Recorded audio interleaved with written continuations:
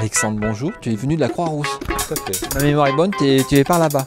On s'était vu, on s'était rencontrés sur un projet de Serious Game vachement intéressant autour de l'éco-innovation. C'est ça. Et d'ailleurs, le thème aujourd'hui de ton intervention sur l'innovation, c'était l'éco-innovation. Par hasard. Et donc, c'est quoi l'éco-innovation?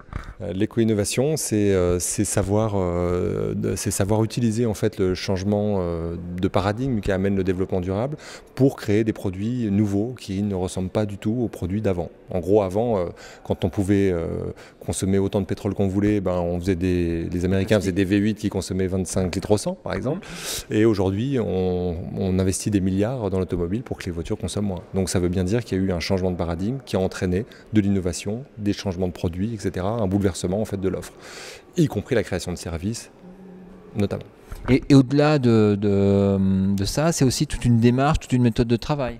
Oui, c'est une démarche. Donc, ce qu'on a fait pendant l'atelier de à peu près 25 minutes, ça a été déjà dans un premier temps d'apprendre aux gens ce que c'était que analyser les impacts environnementaux, parce que impossible de créer sur le mode environnemental si on n'a pas déjà un minimum de culture. L'idée, c'était pas en 25 minutes que les gens deviennent des experts, mais seulement qu'ils aient déjà un vernis, une connaissance minimale pour pouvoir prendre conscience de ce que sont les impacts environnementaux. Voilà.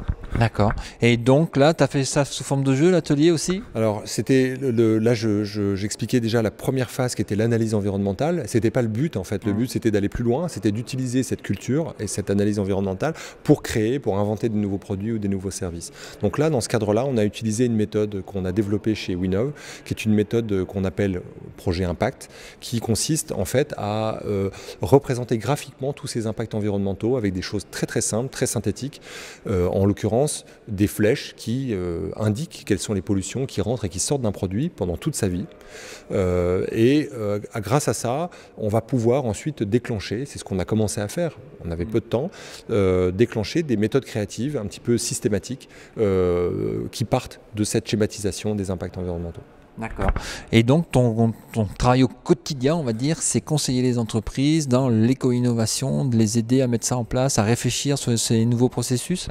Alors en fait, notre activité, c'est l'innovation. L'éco-innovation, pour nous, c'est un moyen incontournable aujourd'hui de créer de la richesse par l'innovation, de créer des avantages concurrentiels. C'est ça notre métier, c'est créer des avantages concurrentiels les plus puissants possibles et qui durent le plus longtemps possible pour les entreprises. Donc, quand quelque chose change dans l'environnement extérieur, comme l'environnement ou le développement durable, on a des vraies opportunités de changer les choses et, puisque c'est la compétition, de prendre les autres de vitesse avec ça. Donc, ce qui peut paraître de prime abord un peu contradictoire, faire du bien à la planète, les petits oiseaux, on est ensemble, donc on a un petit parfum de 60s là-dedans, et en fait, et en même temps, enrichir la compétition. Mais bon, voilà, fait est dit que en termes d'innovation, c'est incontournable. Pour autant, c'est vraiment notre métier l'innovation, et pour répondre à ta question, nos activités sont des activités de conseil, c'est la première entité chez nous. Donc une activité de conseil qui va être vraiment axée sur la stratégie d'innovation, le marketing de l'innovation en termes stratégiques, à quel client je vais vendre quoi demain, et puis la gestion de projets innovants pour faire toute la chaîne. En deuxième entité, ça va être créer des produits pour des clients. Donc on a des clients petites, moyennes et souvent grosses entreprises qui ont des idées de produits mais qui sont complètement en marge de leur activité habituelle et qui nous confie l'idée pour la faire maturer jusqu'à un stade de faisabilité technique et économique.